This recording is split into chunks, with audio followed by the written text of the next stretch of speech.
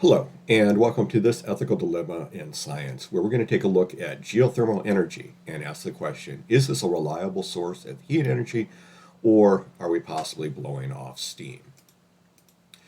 So to start out with, again, trying to tie this into timely issues, in this case, taking a look within the last couple weeks, so I'm recording this in April 2022. The first example is we have an indigenous Aleutian tribe in Alaska that is now gaining federal support to add in a geothermal project, a geothermal or energy production facility associated with a volcano on their island. And so basically harvesting the energy from the heat of this volcano for the production of energy. Another article, about the same time that article came out, was a situation where the environmental impact study for a projected geothermal site project in Nevada is currently on hold because this Dixie Valley toad over here is endangered and in a region that would be impacted adversely by the installation of a geothermal power plant at that location. So two examples of geothermal energy in the news very, very recently. So the question becomes then, what is geothermal energy, and what potential does it have for providing us with a source of non-fossil fuel or non-carbon emitting energy?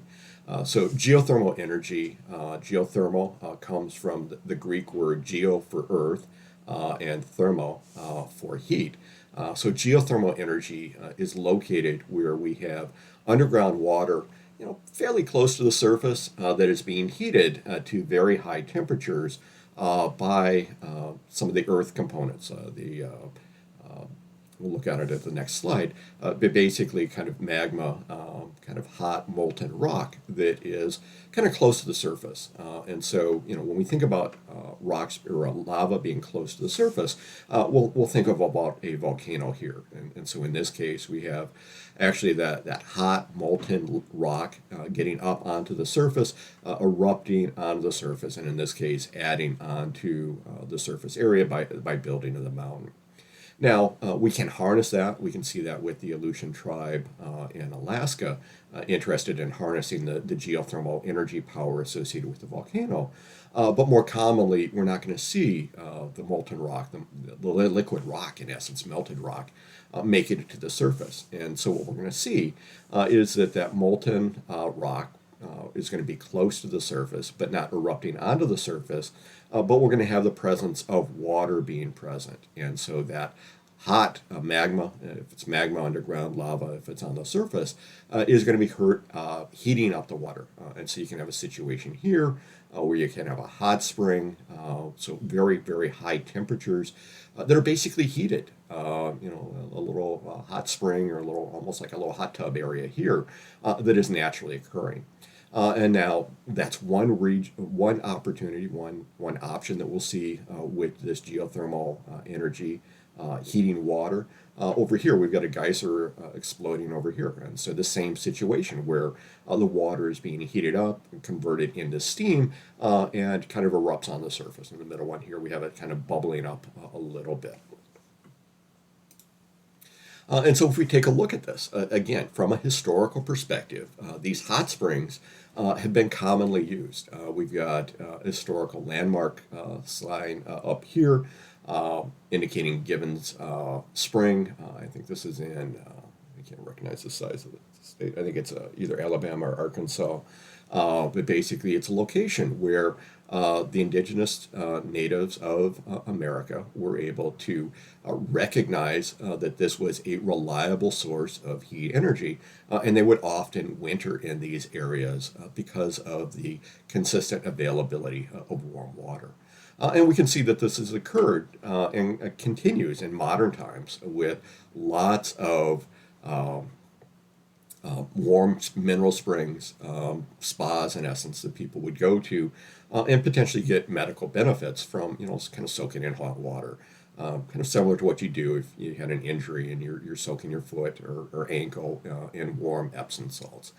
So lots of advantages associated with this geothermal energy, but it still is very, very dangerous. In areas where we have this water bubbling up to the surface, you often have kind of an eroding kind of underneath the surface. You don't realize how thin the ground is in an area. And it's easy to fall through. And in areas, in this case, we've got Yellowstone National Park over here.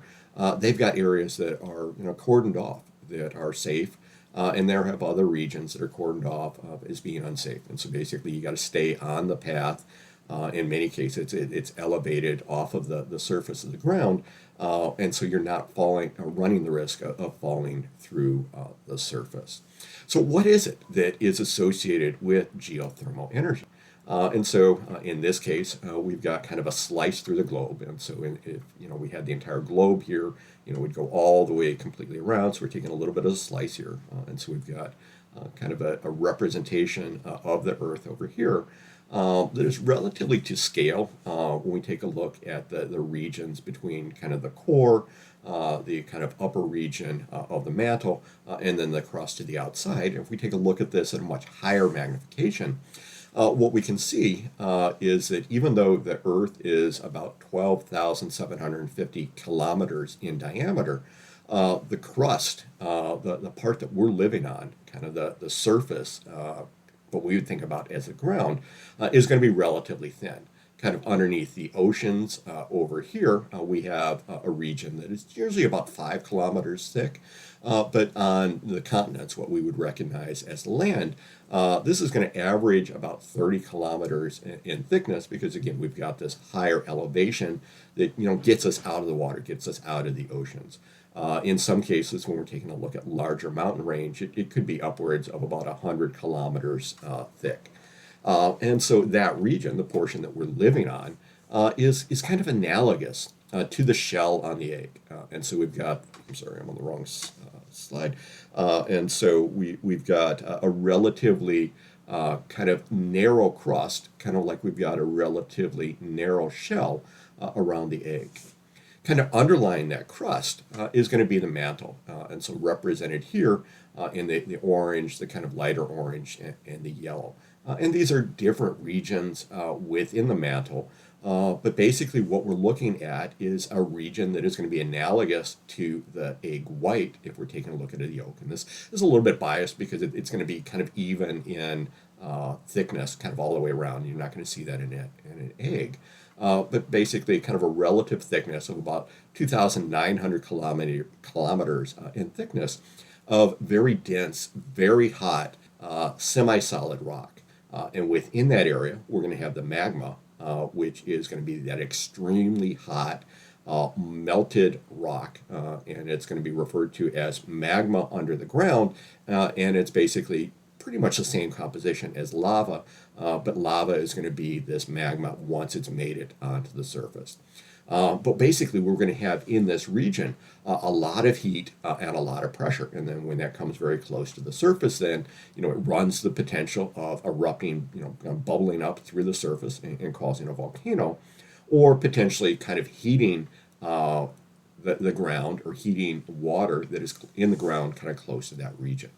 Kind of deeper to that, we've got the core, and the core would then again be analogous to the egg yolk over here.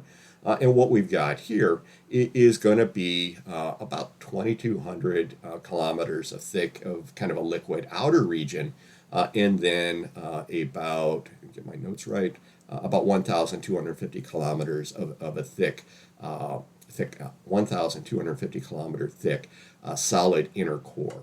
And so it's got, get on the right monitor, a solid core to the center. And it's going to be kind of the movement of these things that causes the movement of the continents, the movement of the tectonic plates, the generation of the magnetic field. So it gives us the North Pole that would kind of direct to the compass. So when we are, kind of thinking about the Earth, basically what we're looking at is this, what's described as the lithosphere over here. It's about 80 kilometers thick, where we're going to have kind of the crust plus a slightly cooler but still relatively hot rigid upper portion of the mantle.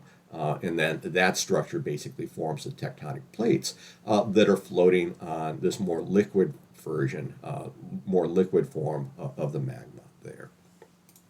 And so if we're taking a look at this, and this is taking a look at the Yellowstone caldera, where we're basically having the situation where we have got a huge kind of dormant volcano. And so if we take a look at it, we can see the walls of the volcano.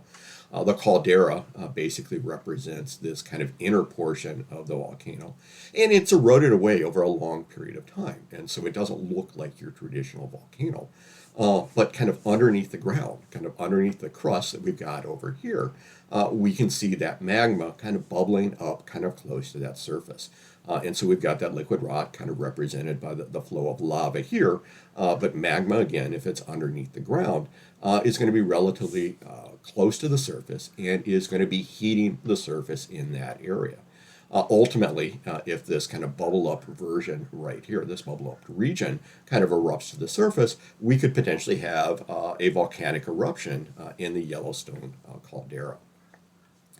Now, if we take a look at this in a little bit more detail, kind of this concept of geothermal energy, that idea that we are going to have, I'll get on the right monitor again, we're going to get water kind of in close proximity to the magma kind of underneath it.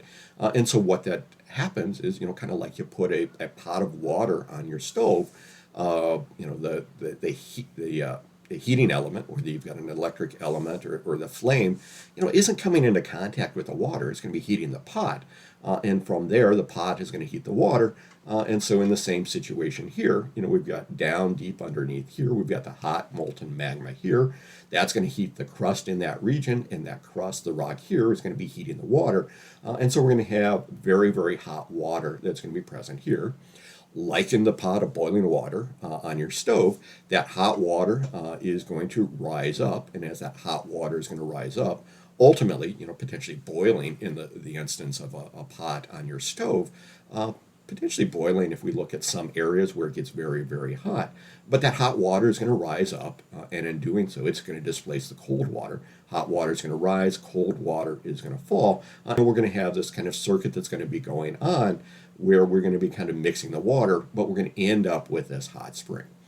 So we have a situation then that we've got this very, very hot water that is relatively close to the surface and may, potentially kind of close to the surface, depending upon how hot it gets. You may have an area of hot springs where, at some of these spas, you can go into the water and get the potentially therapeutic benefits associated with it.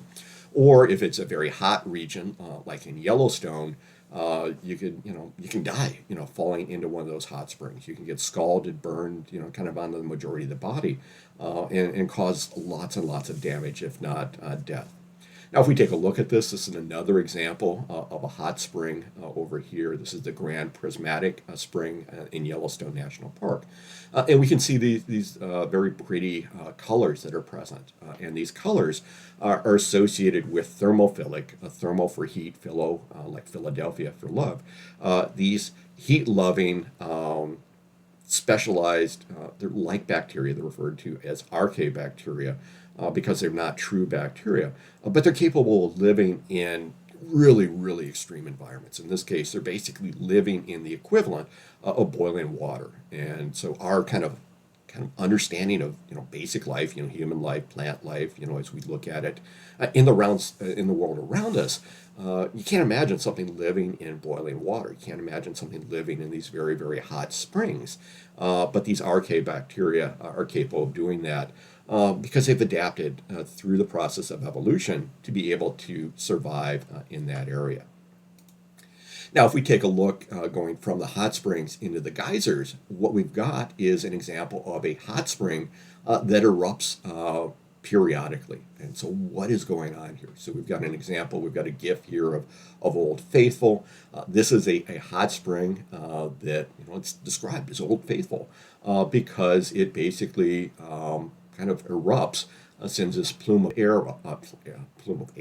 water up into the air about every 74 minutes. And it's not completely reliable.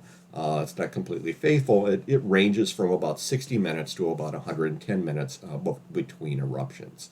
And so basically, to be able to see one of these geysers occurring or be able to see one of these hot springs, what we need to have is going to be a situation where we've got a heat source. And so we've got the magma underneath the ground over here. We need access to water. And so we've got water that is kind of percolating down into the ground through this series of, for lack of a better term, this series of plumbing. And so what happens then, like we saw with the hot spring, the magma is going to be heating up the water that is present in the crust kind of above that. This hot water is going to start to, like it says, heat up. It's going to start to rise.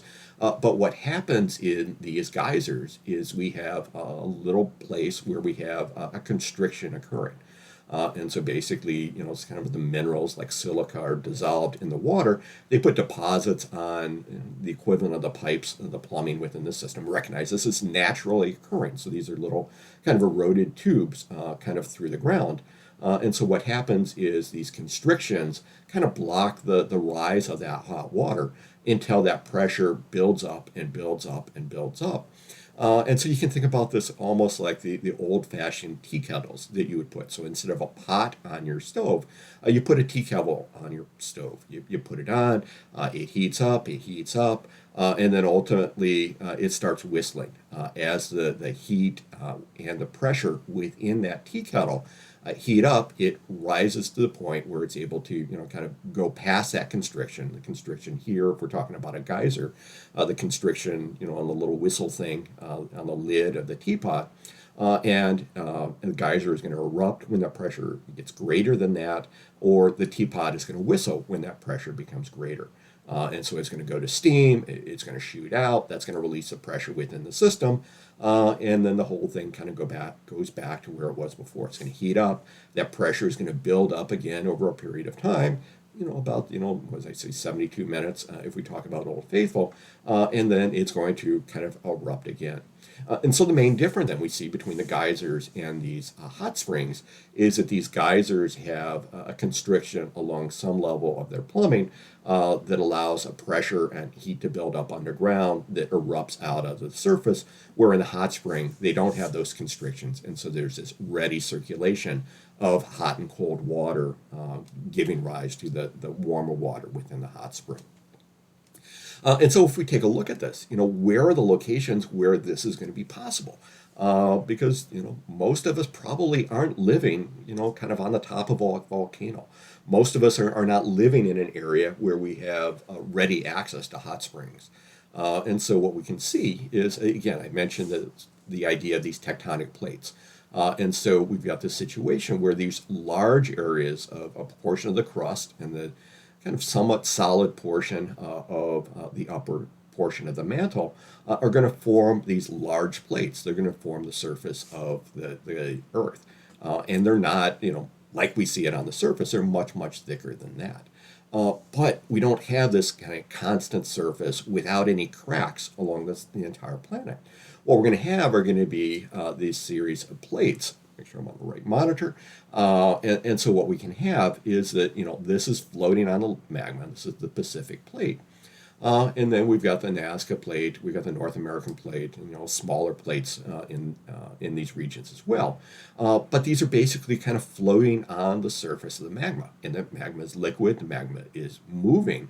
And so what's happening as the magma within the mantle is moving around, these plates are going to move kind of in relationship to one another. And so it's not real clear on the slide here, but we've got the Indo-Australian plate here kind of, and the Eurasian plate kind of coming together here at these boundaries. And so the lines here represent the boundaries between the plates, the edges between these plates. And so if we look at the Himalayan mountains and Mount Everest, the highest mountain on the planet, what we've got is a situation where we've got a convergent plate. A convergent plate basically means that you've got these two plates that are going to be coming together. And, they're not apart. We don't have gaps in, try to do this without messing up the focus on the camera. We don't have these gaps which are present. And so they're going to be present up one against another. And if they are causing a convergent, the plates are moving towards one another, and they're not going to be able to kind of crush into one another. So basically what happens is they crush and kind of ground together And basically one plate is kind of forced under, one plate is forced upwards, and in doing that, that's going to form the establishment of these mountain ranges. Now, in contrast, if we take a look at the middle of the Atlantic Ocean, we've got the North American plate and the Eurasian plate coming away from one another in what is referred to as a divergent plate. So in this case, we've got the situation where, again, how did I do that before? I think I had the plates like this. The plates are moving away from one another. And again, we don't see gaps along the surface of the Earth. And so as these plates are moving away from one another, the magma from underneath is going to be coming up to the surface and forming new surface, new kind of crust, new tectonic plate, which is going to be present. And so, if you fly over to Europe, if the pandemic ever gets over with, what you're going to find out is that a transatlantic flight is getting about 4 inches longer a year because we have these plates moving away from one another. You can also see a very nice divergent plate over here in the rift valleys within Africa. In that case, you can take a look at it along the surface and basically see what is occurring kind of deep within the underground.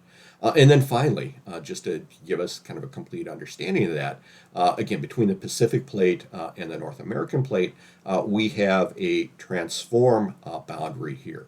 And this transform boundary is basically plates that glide in relationship to one another. So in this case, we've got the tectonic plates, which are going to be present. One is kind of moving up, the other is kind of moving down, and so they're moving in relationship to one another. And again, we don't see the ground, steadily moving in constant motion. We see it basically pressure building up, until it gets to the point where it exceeds the pressure, kind of like the pressure exceeding the constriction point within the geyser. It's going to build up enough pressure, and then it's going to slide really quickly.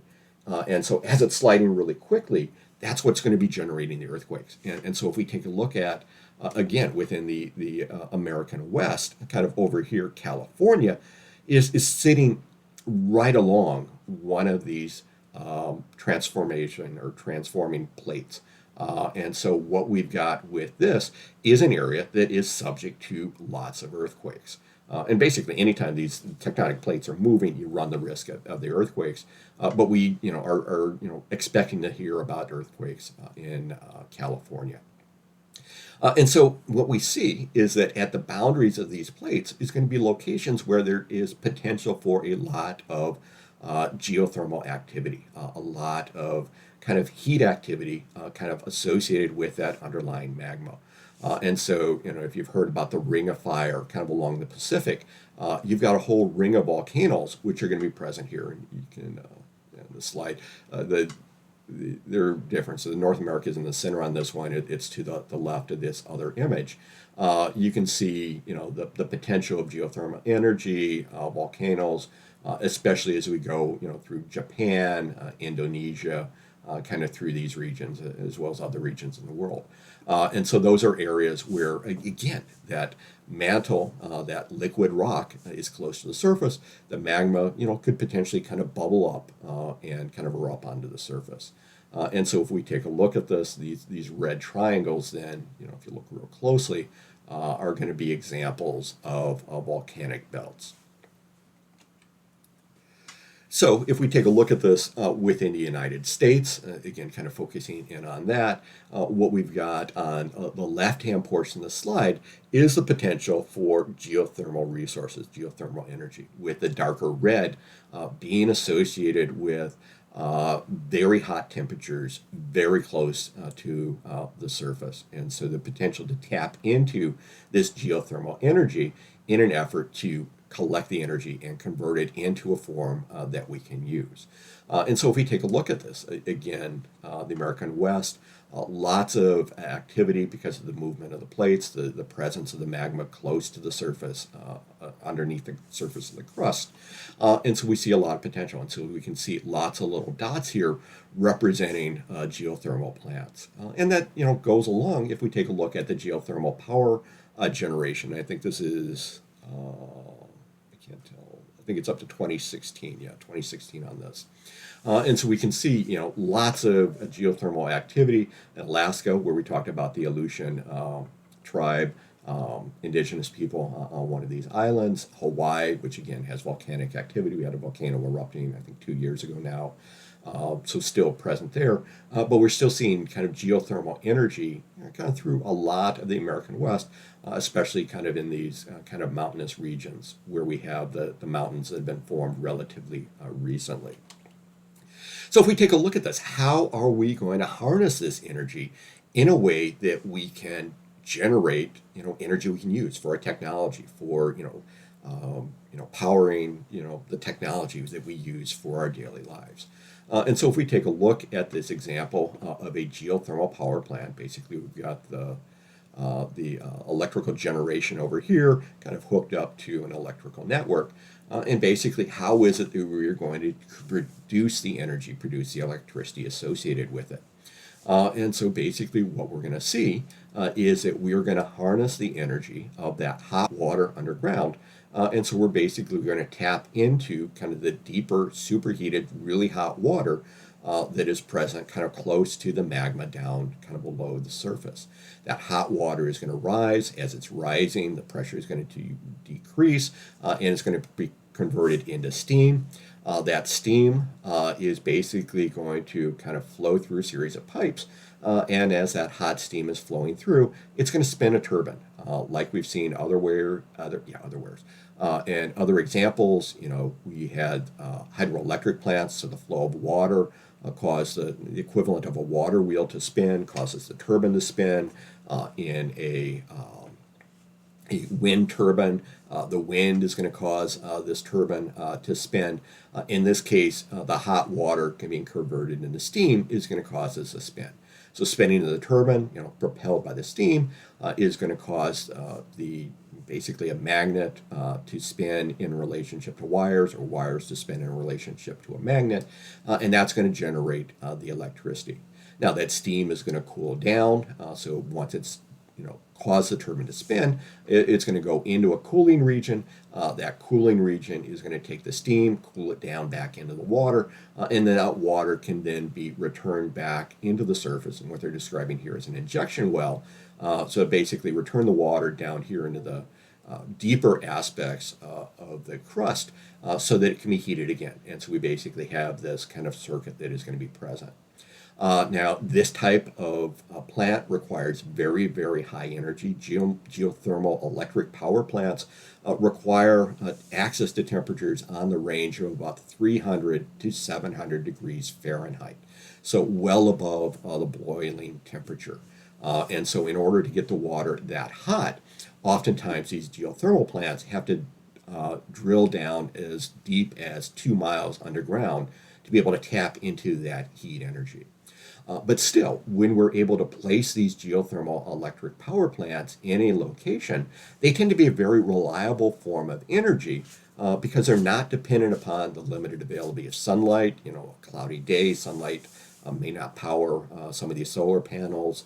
If we take a look at the higher northern latitudes, kind of there's less solar energy kind of in the winter months, and so that makes it a little bit less reliable. Wind energy, again, dependent upon the wind flow to spin the turbines. And so if you're in a day that, it's not windy out, the turbines in most cases are not going to be generating a whole lot of electricity. Some of them are capable of going at low speeds, but again, there are times in which they're not going to be spinning the turbine. And then water associated with hydroelectric plants. Again, if you've got a region of a drought like we are seeing in the American West right now, that limits the potential of energy available, the water to propel, basically spin the turbine for us. And so geothermal energy tends to be a much, much more reliable form of energy. But it's limited in the location that it can be used because you need access to relatively hot water. And so you need the access to that the magma relatively close to the land. And so we saw that on this slide, that there are areas here where there's a lot of potential for geothermal energy production. But still, geothermal energy has great potential for things other than the generation of electricity. A large amount of our energy is used for the production of heat. And so, it may be, a furnace in a home that boils, that uses fuel oil, or it's probably fuel oil or natural gas under most circumstances. Maybe a few that are still using coal energy to basically kind of heat water that is going to be kind of spreading that heat throughout the house, or basically heating air that would be kind of spread throughout the house through a series of duct system. But we have the potential of using what's referred to as a geothermal heat pump. And so this is an opportunity to not use electric space heaters, not use natural gas or fuel oil for heating the house, but this is going to use a modification of the concepts of geothermal energy to heat a house. And so basically we have the same basic setup as we had in a geothermal electric plant. We've got something that's going to convert the energy into a usable form. We've got a cooling region that is returning the water back into this kind of circuit, this network. And we've got an area where we're going to be tapping the warm or the hot water to bring it into kind of our heat exchanger, or whatever it is we're going to be using to convert the energy. In our house, what we're going to do is not dive down 2 miles, but basically use that idea that the deeper you go into the ground, the warmer the temperature is going to be. And so even in the winter, where we may have a fair amount of snow that's going to be present on the ground, frozen surface. So, if you're trying to dig a hole in the ground, it's going to be really hard because the ground is frozen, and it's hard to dig through frozen ground. But if you go deeper, you're going to get to a point where it's no longer frozen, and you're going to get to an area that is kind of normal soil, non-frozen soil. And if you get down to the point of about 10 feet in most regions of America, you're going to be in an area where the temperature stays about 50 to 60 degrees Fahrenheit, about 10 feet under the ground. And so, that has a lot of potential. 50 degrees, 60 degrees is kind of nice if you're outside and it's, negative 20 below. And so what a geothermal heat pump does is basically runs a circuit of water kind of deep down within the ground. And so in the winter, you're going to take cold water, put it through a series of pipe down into the ground, and it is going to be heated up by the presence of the 50 or 60 degree soil. And so as that water is flowing through, it's going to be heated by the ground, much like the water flowing through a series of tunnels. Natural eroded tunnels gives us the circuit, the transport of water up through the hot springs and up through the geysers. And so that cold water is going to go down. It's going to be warmed up to 50 to 60 degrees and then brought back into the house here. And we've got this heat pump exchanger. And so we're going to use that to generate heat. Now, most of us probably aren't going to feel comfortable at 50 to 60 degrees. And so we will also have a little bit of a supplemental heat. But you're not heating the house from negative 21 outside. We're going to be heating it from 50 or 60 degrees. And so the amount of energy necessary to heat a house from 50 or 60 degrees up to the upper 60s or maybe lower 70s, where most of us are comfortable, is much lower than the amount of heat that's needed to raise it up if it's negative 20 outside. Now, these heat pumps also work in the summer for cooling. And so we have a situation here, sun going out, Pennsylvania summer, 80, 90 degrees outside, but still 10 feet under the ground is going to be 50 to 60 degrees. And so what's going to happen here is the same basic idea. But in this case, we are going to take heat from the house. And so this heat pump is basically an exchanger. It's going to pick up heat energy from the house. It's going to take that hot water, send it down through this network. It's going to be going down through the rock, and as that's passing through that region that's 50 to 60 degrees Celsius, it's going to take the inside temperature that may be 80 degrees, cool this down to 50 or 60 degrees, and return it back. And so we've got a cooling effect here. And in many cases, this cooling effect of these geothermal heat pumps in the summer, in many cases, depending upon the size of the house and the kind of size of the heat pump system, may be enough to completely cool the house or cool a building. during a summer. In many cases, you may still want a supplemental air conditioner being present, but like we saw in the summer, you're not going to need to run it as much. You don't have to depend on that to completely heat the house in the winter or depend on an air conditioner to completely cool the house in the summer when we have access to these geothermal energy pumps. And that gives rise to our ethical dilemma in science. If we take a look at it, it's relatively cheap to install a furnace and an air conditioner. But if you're going to add in one of these geothermal heat pump systems, you've got to be able to put it in. You're going to have to dig up the ground. You're going to have to bury the pipes. There's a lot of installation cost associated with it. So while there is a big cost savings over the long run, there's a huge not huge, but a large investment up front, which makes it more difficult. It really adds to the price of construction if you're building a new house, or adds to the price of a renovation if you're going to convert from a more traditional furnace over into one of these heat pump systems. And so we do have a situation where the government has recognized the value of promoting these renewable energy sources, in this case geothermal, but we have a limited program. Right now, from now until January 1st, 2023, you can get a 26% rebate as a tax credit for the purchase and installation of a system, but that's going to drop down to 22% from the beginning, basically through the entire calendar year of 2023. And so again, it doesn't completely offset the additional cost associated with the installation of the heat pump. Now, according to the U.S. Environmental Protection Agency, these geothermal heat pumps are among the most energy efficient, environmentally clean, and cost-effective systems for heating and cooling buildings. And we can use these geothermal heat pumps in all types of buildings, whether we're talking about homes or larger structures like office buildings, schools, and things like that. Relatively low operating cost, lots of energy efficiency, but much more costly to install than the traditional systems. And so the question then becomes, should the government take further action to make geothermal heat pump installation economical for most households?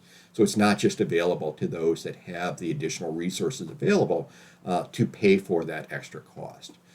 Should the renewable energy tax credit program for installation be continued and or increased? It's only about 20%, 25% right now. It's been higher in the past.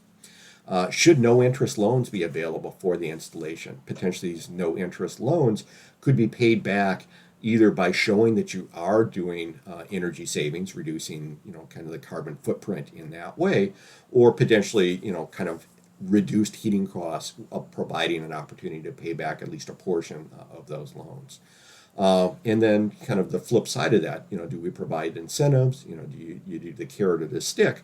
The stick is, should there be the equivalent of a carbon tax applied to coal, fuel oil, or natural gas heating systems in recognition that they are not environmentally sound. They are producing, greenhouse emissions. They're producing carbon dioxide through the burning of these fossil fuels and contributing to the problem. Should we potentially add a carbon tax that would kind of balance out or level out the cost of installation of a geothermal heat pump with the installation of these more traditional coal, fuel oil, or natural gas heating systems? And so lots of things to consider. We've got an opportunity for more efficient heating and cooling, but it needs to be intentional. We need to make a decision as to whether or not we are going to be investing in that kind of for long-term kind of ecological savings. So just something to consider. So as always, I'll post some references, some additional readings if you want more information on this. These are some articles I felt were especially helpful in pulling this together. So thank you for listening to this Ethical Dilemma in Science. We'll have another one coming up soon. Thank you and have a great day.